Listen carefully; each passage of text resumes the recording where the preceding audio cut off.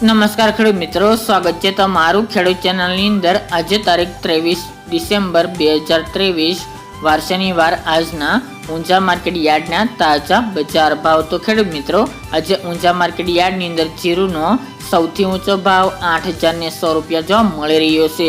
હાલ જીરુના ભાવમાં સતત ઘટાડો જોવા મળી રહ્યો છે, સાથે જ વાયદા બજારમાં પણ ઘટાડો જોવા મળી રહ્યો છે, જ્યારે વરિયાળી તેમજ તલ સફેદના ભાવ ઉચકાયા છે। તો ચાલો ખેડૂત મિત્રો, આપણે જાણી લઈએ કે આજે રાયડો, જીરું અને અજમાના ભાવ શું ચાલી રહ્યા હતા।